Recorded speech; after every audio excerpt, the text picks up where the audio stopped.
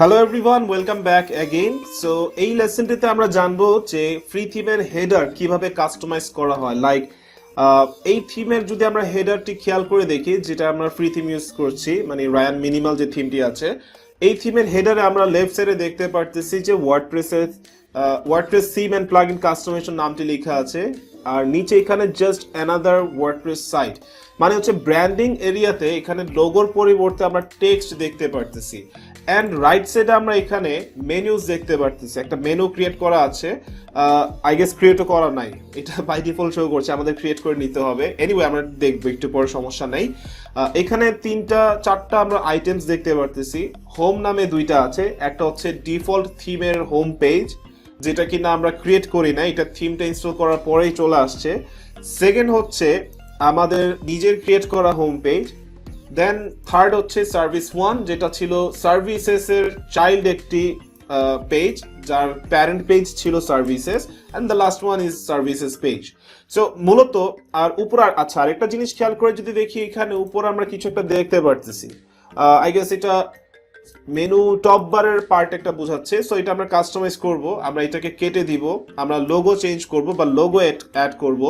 দেন হচ্ছে এখানে menu items create করব, দেন আমরা হেডারটাকে টোটালি অ্যাকচুয়ালি কাস্টমাইজ করব। তো বিষয়টা হচ্ছে আমাদের যদি এখানে ফার্স্ট অফ অল লোগোটা চেঞ্জ করতে হয়, আমরা লাস্ট লেসনে দেখেছিলাম যে থিম অপশনে যাওয়ার পরে জেনারেল সেটিংস এর লোগো সেটিংস যেহেতু এখানে বলা ছিল, এখানে আসার পরে আমরা এখানে কোনো অপশনস দেখতে পারি নাই। এখানে বলা ছিল সাইট আইডেন্টিটি নামে একটি অপশন আছে, যেটা কিনা আমরা দেখতে পেয়েছিলাম একদম মেইন স্ক্রিনে।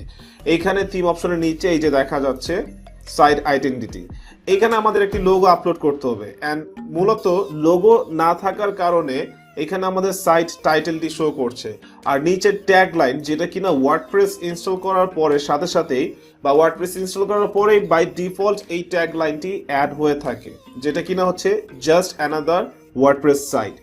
ওকে, সো আমরা এখন এখানে একটি লোগো আপলোড করব।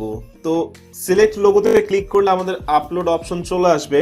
সো এখানে আমাদের অলরেডি একটি লোগো আপলোড করা ছিল ওয়ার্ডপ্রেসের, সো আমরা এটাকে সিলেক্ট করে দিচ্ছি।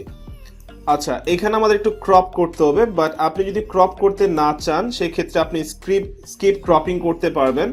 সো আমি এটাই করছি, স্কিপ ক্রপিং ক্লিক করে জাস্ট ফুল যেই লোগোটা আছে সেটাকে আমি অ্যাড করতে চাচ্ছি।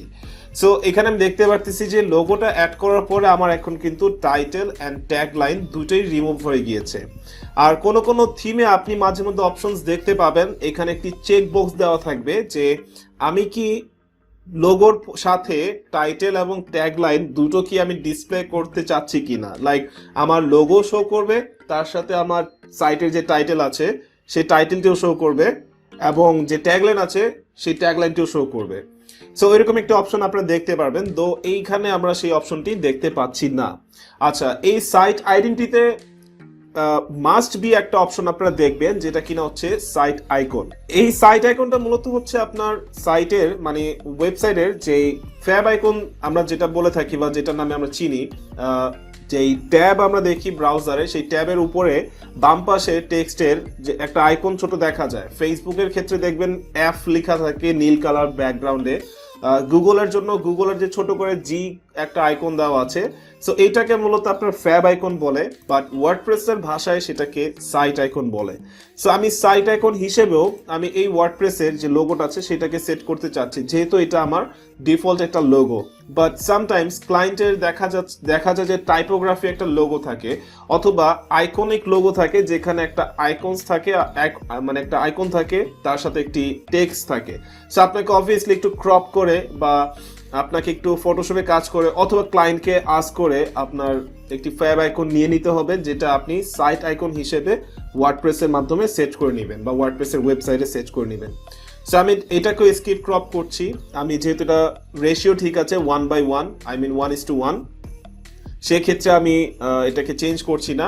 রিমেম্বার, এখানে আপনার 512x512 রিকোয়ার্ড করছে না, লাইক আপনাকে রিকমেন্ড করতেছে should be square and at least 512x512 pixels, মানে উইথ হবে 512 এবং হাইটও হবে 512। এতে করে হয় কি, মাল্টিপল ডিভাইসের জন্য ডিফারেন্ট ডিভাইসের জন্য আপনার এই সাইট আইকনটা ঠিক মতো ফুটে উঠবে। সো এটা ওয়ার্ডপ্রেস থেকে রিকমেন্ডেড একটি সাইজ। ওকে, এনিওয়ে, সো আমরা এটা যখন আপলোড করলাম, আপলোড করার পরে আমরা দেখতে পাচ্ছি এখানে ব্ল্যাক কালার কিছু একটা দেখা যাচ্ছে, রাইট? বাট আমি অন্য ট্যাবে গেলে এটা ক্লিয়ারলি দেখতে পাবো। সো আমাদের যদি হোয়াইট ভার্সন ওয়ার্ডপ্রেসের লোগোটা থাকতো তাহলে আমরা এটা পুরো ক্লিয়ারলি দেখতে পারতাম। আচ্ছা, সো আমরা আপাতত লোগোটা চেঞ্জ করলাম এবং হচ্ছে সাইট আইকন চেঞ্জ করলাম, but any kind of customization আপনারা যখন করবেন, এখানে যে কোনো অপশনস যখন আপনারা চেঞ্জ করবেন, অবভিয়াসলি সেটাকে সেভ করতে হবে, রাইট? বাট এখানে সেভ করার জন্য আপনাকে পাবলিশ বাটনে ক্লিক করতে হবে। আপনি যে অপশনটি নিয়ে কাজ করতেছেন না কেন, সেই অপশনটি নিয়ে কাজ করার পরে আপনাকে পাবলিশ বাটনে ক্লিক করতে হবে, যাতে করে আপনি সাইটে সেই আপডেটসগুলো দেখতে পারেন। সো আমি এখন আমার ওয়েবসাইটে ভিজিট করলাম, ভিজিট করার পর আমরা দেখতে পারতেছি যে আমাদের লোগোটা চেঞ্জ হয়েছে। এনিওয়েজ, আমরা পরের অপশনে যাই, যেখানে আছে কিনা থিম অপশনে হেডারের জন্য যে অপশনসগুলো আছে সেটা একটু দেখব।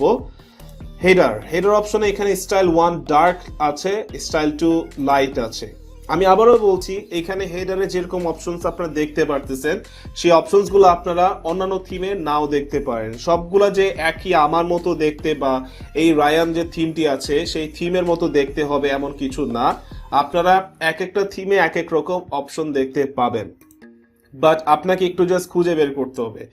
আচ্ছা, সো এখানে চুজ প্রি হেডার স্টাইল, আমি এখানে ডার্ক সিলেক্ট করলাম, বাট আনফরচুনেটলি এখানে ডার্ক কোনো হেডার আমি দেখতে পারছি না। সো ইটস এ বাগ বলা যায়। ফ্রি থিমে আপনারা এই প্রবলেমটা ফেস করবেন, স্বাভাবিক এটা। অ্যান্ড অবভিয়াসলি এরকম কোনো প্রবলেম ফেস করলে যদি কনফিউশন থাকে, আপনারা যে আমার যে সিক্রেট গ্রুপটি ক্রিয়েট করা আছে, সিক্রেট গ্রুপ ফেসবুকে, নাম হচ্ছে complete WordPress theme and plugin customization, যে সিক্রেট গ্রুপটি ক্রিয়েট করা আছে, এই গ্রুপে আপনারা আপনাদের প্রবলেমগুলো আস্ক করতে পারেন। আমি সেখানে আপনাদের সেই সাপোর্টটুকু দিয়ে থাকবো, তাতে নিয়ে কোনো ডাউট নেই। সো এইখানে আমি নিজে দেখতে পারতেছি এখানে একটা ছোট্ট একটা বাগ আছে। আমি ডার্কে ক্লিক করলাম, কাজ হচ্ছে না। লাইট তো নর্মালি এটা ক্রিয়েট করে আছে, মানে লাইট ভার্সনটা চুজ করে আছে। ব্যাকগ্রাউন্ডটা হচ্ছে আপনার হোয়াইট কালার। সো এনিওয়ে, আমরা এইটা বাদ দিয়ে আপাতত সো নিচে যদি একটু দেখি, কন্ট্রোল হেডার কন্টেন্ট, এখানে এনেবল সার্চ, যেটা হচ্ছে pre header, switch on two enable pre header search, যেটা কিনা হচ্ছে একটা সার্চের আইকন শো করবে। দেখি, আসেন আগে অন করি। অন করার পরে হ্যাঁ, এই যে উপরে প্রি হেডার, আচ্ছা pre header style, it means উপরের স্টাইলটা। ও আচ্ছা আচ্ছা আচ্ছা। সো এখানে ডার্ক দেওয়াতে কালো কিছু হয় নাই, বাট এখানে গ্রে কালার আমরা দেখতে পারতেছি। অ্যান্ড এনেবল সার্চ ক্লিক করার পরে, মানে অন করে দেওয়ার পরে, রাইট সাইডে আমরা প্রি হেডার, যেটাকে আমরা টপ বার নামে চিনি। এনিওয়ে, এখানে বলা হচ্ছে প্রি হেডার, বাট প্রিমিয়াম থিমগুলোতে উপরে যে পার্টটা থাকবে সেটাকে টপ বার বলে থাকে। ইভেন আপনারা যারা ডিজাইনার আছেন, HTML CSS এ কাজ করছেন অলরেডি, যারা কোর্সটি পারচেস করেছেন, তারা হয়তো আগে থেকে জানেন, কিছু HTML CSS কাজ করে আসছেন, তারা বলতে পারবেন বা তারা হয়তো জানেন যে এটাকে অ্যাকচুয়ালি টপ বার বলা হয়। সো আমি এখানে ডার্ক করার পরে টোটালি ব্ল্যাক হয় নাই, এটা গ্রে কালার হয়েছে। লাইট ভার্সনে ক্লিক করলে সেটা হোয়াইট হয়ে যাচ্ছে, আর মাঝখানে একটা ডিভাইডার হিসেবে বর্ডার ইউজ করা হয়েছে। সো এটাকে প্রি হেডার বলা হচ্ছে, pre header style. So search bar enable করে দেওয়ার পরে রাইট সাইডে আমরা দেখতে পারতেছি সার্চ বার একটি চলে আসছে। সার্চ বার যদি আপনি মেইন হেডারও এনেবল করতে চান তাহলে সেখানেও চলে আসবে। সো আমরা একটা কাজ করি, আমরা প্রি হেডার থেকে রিমুভ করে দিয়ে আমরা মেইন হেডারে রাখি। আপাতত এরকমই থাকলো। আচ্ছা না, আমরা রিভার্স করি, কজ এখানে মেনু আইটেমস বেশি হলে তখন পরে সমস্যা হবে।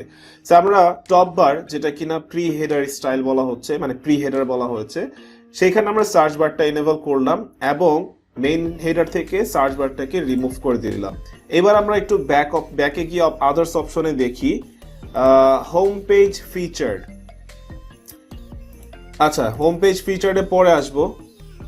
এবার আমরা একটু ব্যাক অপশনে গিয়ে দেখি আর কি কি আছে। এখানে ফুটার আছে, সোশ্যাল মিডিয়া ব্লগ আছে, এগুলো আমরা পরের লেসনে জানবো। বাট এখানে মেনুর যে কাজটি আছে সেটা আমরা একটু কাজ করে ফেলি, বা সেটা একটু সেরে ফেলি।